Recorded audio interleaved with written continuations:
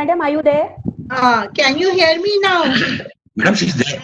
Yes, madam. I can hear you, madam. Good. Welcome. Yes. Very nice. Good to see you. Yes.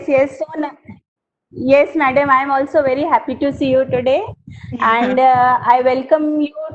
I welcome you to the fourth webinar of the series Heritage Sites of India, their upkeep, their origin and conservation.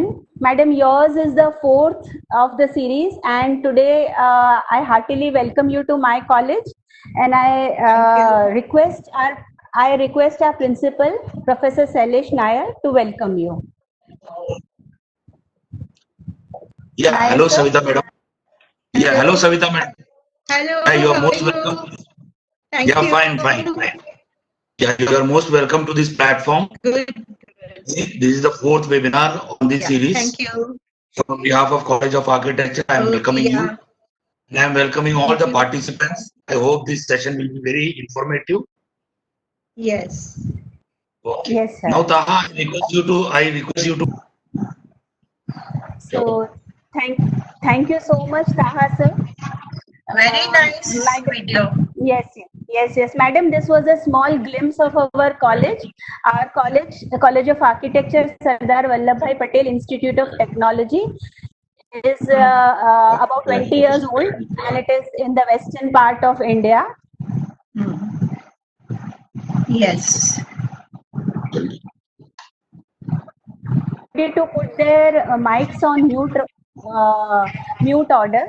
And there's one more request that because this Cisco platform has got a limit of 50 minutes, so at 10 minutes past 5, there'll be a small break in the webinar, and we will send you the new link to join, and everybody can join at about 5:20 again. Okay. I request everybody to put themselves in the mute mode, please. I'm hearing some sounds. Okay. So now I would give formal introduction of Savita Madam. Professor Savita Raje is an architect with specialization in landscape architecture. She has been engaged in teaching since past 32 years at MANIT Bhopal, including 4 years of experience as professor at SPA Bhopal. She was the UNESCO expert for heritage issues of Madhya Pradesh since 2004 to 2009.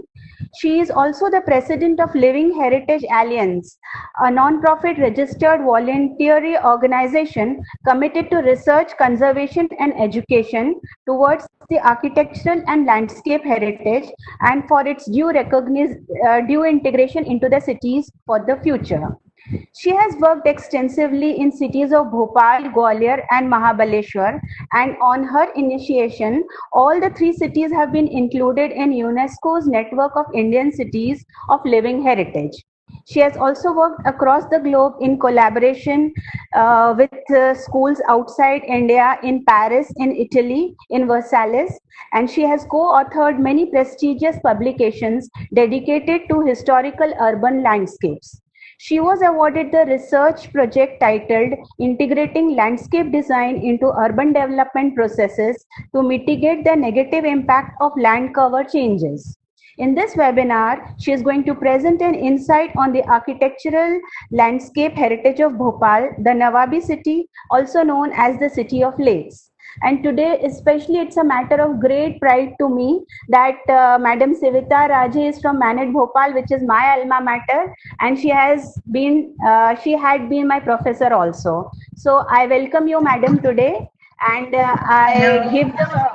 Yes, Madam, I give the floor to you to give the presentation. Okay, thank you so much, everybody. Thank you, the principal, Professor Sheesh Mahal, and thank you, Pallavi. I'm very happy to see you, and it's almost like the class many years ago. I will just share my screen, right? Yes. Yes, madam. You can see the title screen. Okay. Yes, So, madam. Yes, done, done. so today I'm going to talk about architectural and landscape heritage of Bhopal, and this is a city that coexists with nature. Before I go ahead with the built heritage, I would like to narrate the story of Bhopal, which is quite interesting. Bhopal finds its first reference in around 640 AD as a small town, and then it rose into prominence with the Parmara king Raja Bhoj in 1010 AD when he built a huge dam between two hills to construct a huge lake which is called Baratalab or Upper Lake. And uh, a small town was settled there, and it was a big center of learning of Sanskrit literature. There was a huge Sabha Mandal here, which was a center of learning in those times. And it remained into prominence for up to 1053. And after a few more years. And then in early 13th century, the Sabha Mandal was destroyed, and Bhopal remained as a ruined city for quite some years until those Muhammad Khan, who was an Afghan invader, who traveled towards Jagdishpur, which is 11 kilometers north of present Bhopal. Jagdishpur was a Gond kingdom. He traveled to Jagdishpur, and then he befriended the rulers over there, invited them for a dinner under a tent. And when everyone was under the tent, he pulled down the tent and killed everyone. And then he took over Jagdishpur and named it Islamnagar. So the story of Bhopal starts from Islamnagar, which was a small town towards north of Bhopal, and it still exists.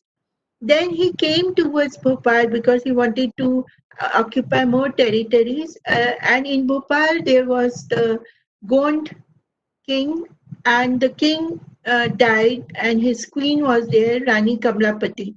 She took help of those Muhammad Khan to take control of her territory.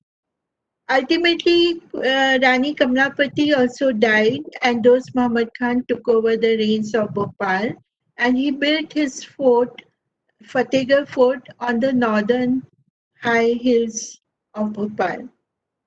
Then it was military activity for many years until the early 19th century when the rule came to, or late 18th century, when the rule came in the hands of the first Begum of Bhopal.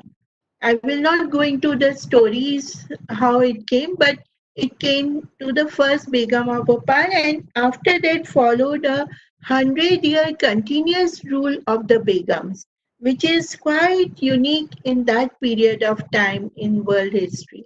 It was a continuous rule of an Islamic Begum for 100 years. Her descendant was also a Begum, and there were four Begums in continuation, and it was 100-year rule.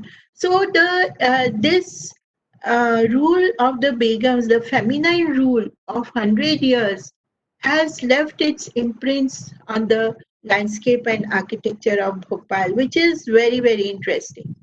Another interesting thing that happened in Bhopal, a storyline joined Bhopal from France.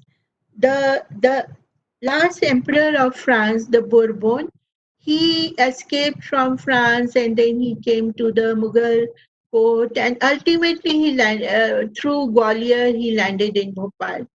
And the at that time it was the rule of the husband of Qudsiya Begum, and Bourbon was the army commandant, and at the death of Qudsiya Begum's husband, he played a key role in bringing the reins into the hands of the Begum, because after the Nawab died, his brothers were the contenders for the throne.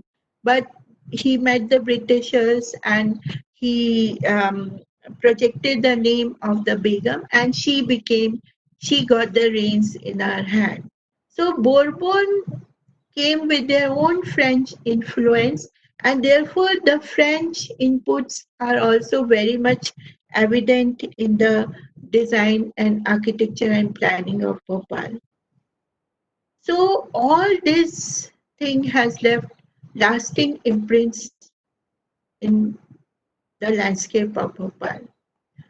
As you know, Bhopal is a place which is having many hills. So this slide shows you the composition of the hills and where Raja Bhoj made this dam.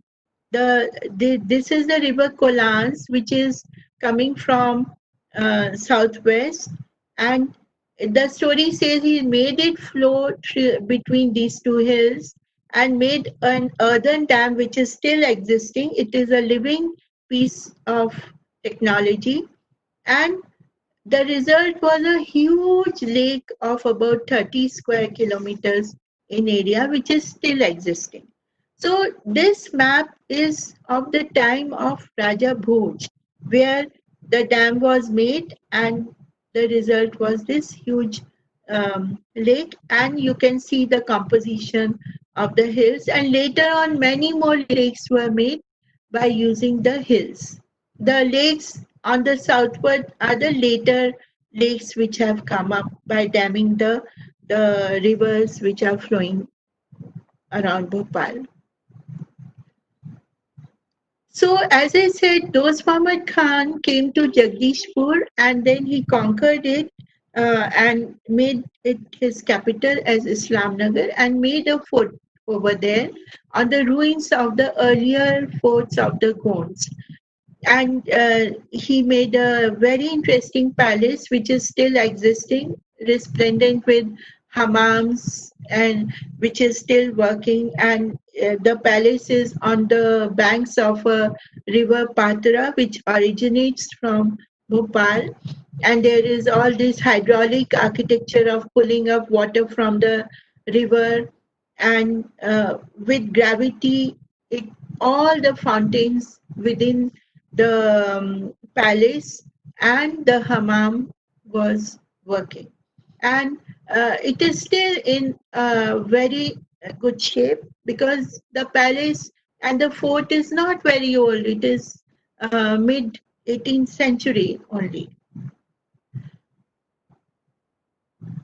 The present Bhopal, you can see the red patch, which is the present Bhopal has grown around this. You can see the lake, upper lake, and the old settlement. The historic city is towards the northeast of the upper lake on the high rocky plateau. And then later on, Bhopal spread all around this historic core, north, south, east, and a little west. Um, Later on, in during the Nawab period, Chota Talab was also made, which is called the Lower Lake or Chota Talab, by which was made by damming the river Patra, which goes northwards in Islam towards Islamnagar. So the history of Bhopal started with landscape, the construction of man-made lakes. The first lake came, and then the settlement came, and then the lake-making activity kept continuing. So the city was nestled between natural features of um, hills and the man-made feature of the lake. This is a 1919 plan of Bhopal where you can see the upper lake. Mind you, the level difference between upper lake and lower lake is about 20 meters. And Raja Bhoj had built his dam over here. This is the dam. Can you see on the screen? Um, can you see on the screen? madam, we can see both the lakes, Lake 1 and Lake 2. Okay, okay. And Yeah. my mouse is also being seen, cursor. Okay. So the dam is between Lake 1 and 2, and um, the Dost Muhammad Khan, when he conquered the Gond kingdom of Bhopal, he enclosed the old fort with his new fort by a city wall.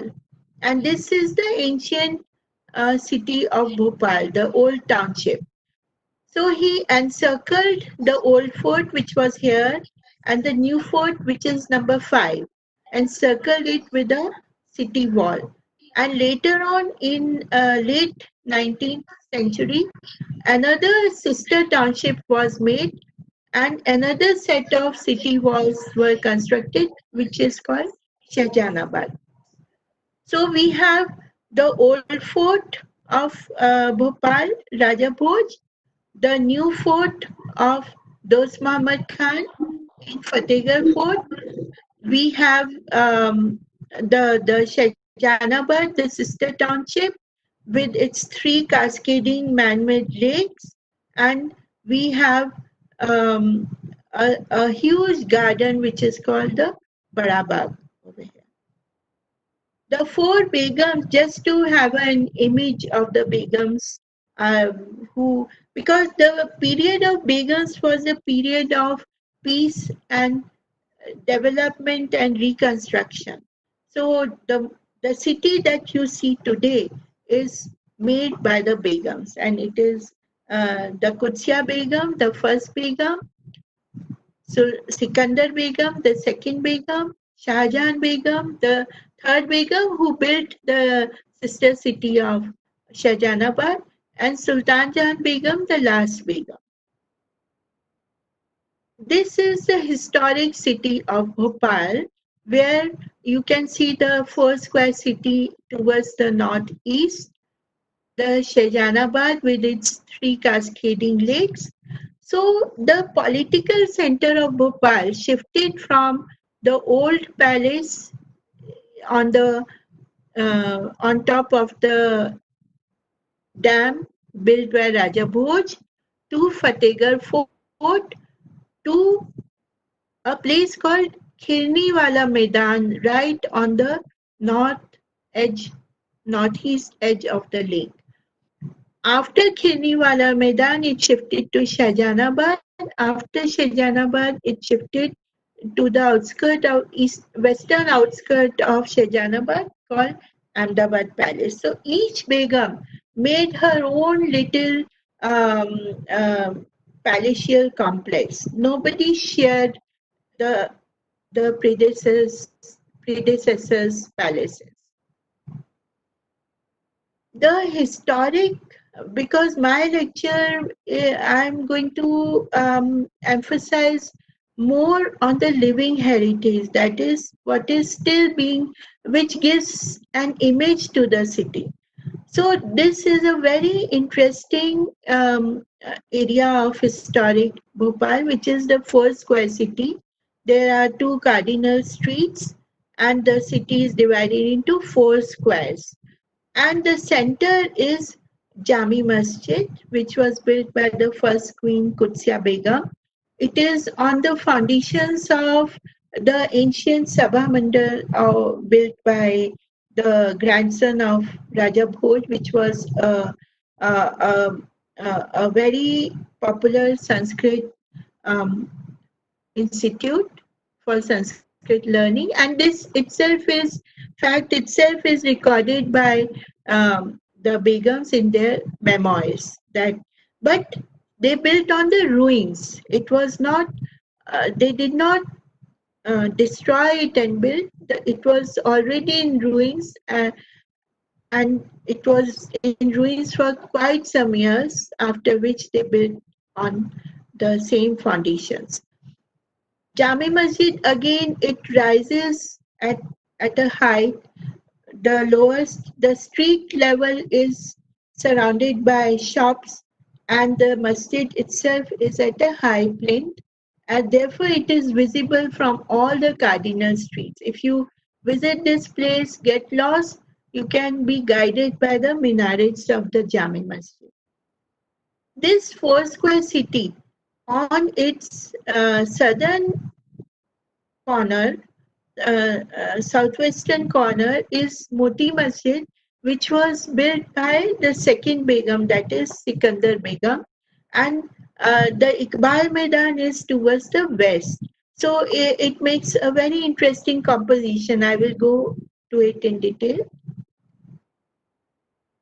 This is the Iqbal Maidan ensemble, or the royal or which is called the Kirni, which was called the Kirniwala Maidan, because it had Kirni trees, and it was used as a gathering place, and it had a gateway over here which was broken down for after Bhopal became the capital of the state, to make the roads and all. So there was a twin gate over here. Then this Kirniwala Maidan, another gate which is still existing, another gate, and this became the royal court. Gauhar Mahal was the palace of the first queen, Qudsiya Begum, which is abutting on the lake. You can see a road right now, which is a later addition of 1990s. Earlier, the palace was joined to the lake by a series of terraced gardens. And there was a gate here. There is still a gate here, Sikandari Gate, from which the entry to the Khirniwala Maidan was there. And this was the palace of the Bourbons. Number 2 is the palace of the Bourbons, the French. And the last Bourbon is still living in Bhopal. He had to undergo a DNA test to prove that he is actually the descendant of the Emperor of France. The Bourbons divided into two sections. One section embraced Islam, and the other remained Christian. And then they are now further divided, and this palace is also divided into many units.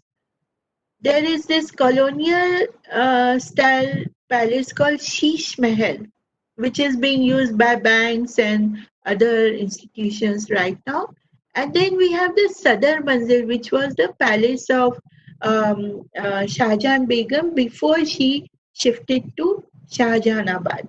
And in facing the Sadar Manzil is the Moti Mahal, which was made by Sikandar Begum. So Qudsiya Begum built the Gauhar Mahal, Sikandar Begum built the Moti Masjid and the Moti Mahal, and Shahjahan Begum built the Sadar Manzil. Bourbons built the Shaukat Mahal, and Sheesh Mahal was built during the era of the Shahjahan Begum, right? And behind this royal enclave were the residences of the ministers who were close to the royalty. So some of them are still existing, many of them are demolished and converted into modern buildings. So this composition, how the cool air was brought in through the apertures of the gates, how because the lake, and this is at a higher ground, this is on the slopes of a hill, and this huge Maidans, it becomes a signature place of the city of Bhopal. And then this was the royal processional route from, because the Nawab used to go to Islamnagar, and this was the royal processional route. And there was this entire place was a huge palace, which was, and it is still residence of the 10th generation of those Muhammad Khan. They are still living here. Of course, this is divided into bits and pieces, demolished, property division has happened. Many people have demolished. So the actual palace is left in a very very sorry state, and uh, the actual 10th generation of those Muhammad Khan are actually living on top of the gateway of the palace, which is called the Yasin Mahal. This is the Moti Mahal facing the Iqbal Maidan, and you can see Shaukat Mahal with its European architectural inputs, and the Moti Mahal over here.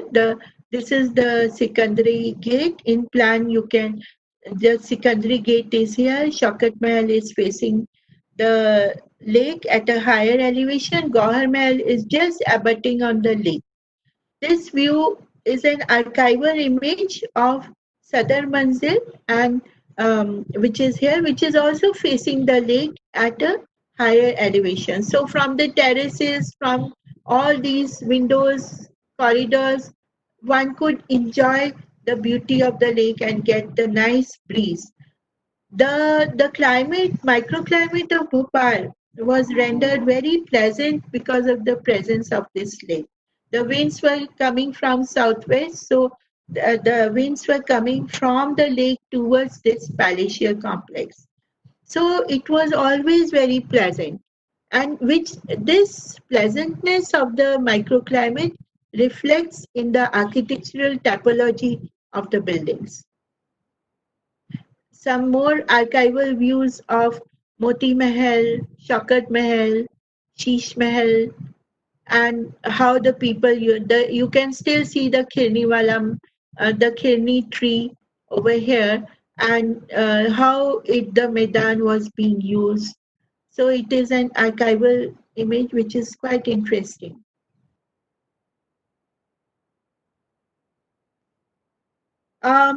This was the twin gate which was enclosing the Iqbal Maidan. You can, in the top image, you can see Moti Masjid with this twin gate, and beyond that was the Iqbal Maidan.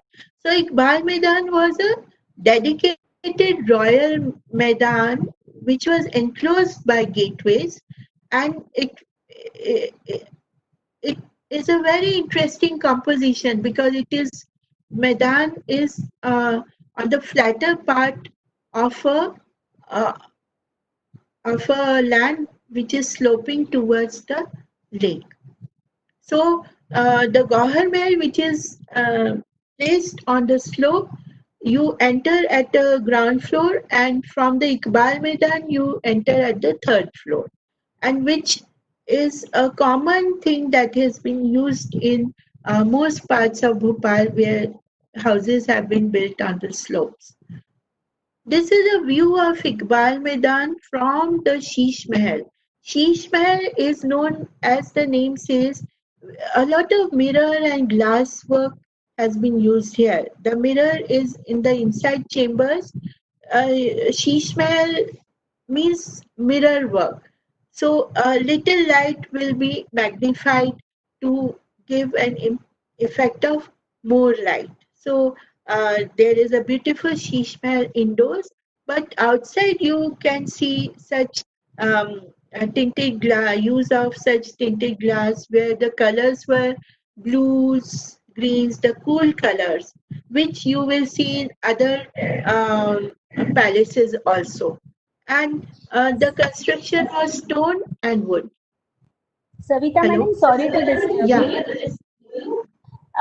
Madam, Yes. the meeting will end. The meeting will end in about 3 minutes, and then Okay. I will request everybody to rejoin at 5:20 with the new Yeah. link which has been put in the chat box. Okay, so Okay, you may okay. continue, and once it stops, we will rejoin. Yeah, I know. Yeah. Okay. This is an archival image of the Gauhar Mahal. You can see the Sikandari gate over here, which is opening. The Iqbal Maidan is beyond this. You can see Shaukat Mahal, which is at a higher elevation. Gauhar Mahal is just at the level of the lake, and then it goes upwards, and Iqbal Maidan is at this level, right? So Gauhar Mahal was abutting on the lake by its design. In 1990s, all this was broken up and a road was made, which is called the VIP road, to connect to the airport.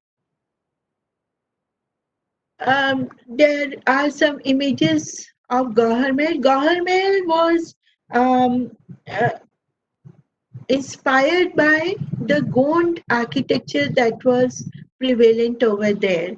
And it had little input, colonial or Mughal inputs in this design. One very interesting feature of Gauhar Mahal is that um, as compared to, as was the case with other palaces of the same time, there were Janana and Mardana areas. But in this, the Janana herself was doing the Mardana work. She was the Nawab. So you do not find any definitive Janana and Mardana segregation.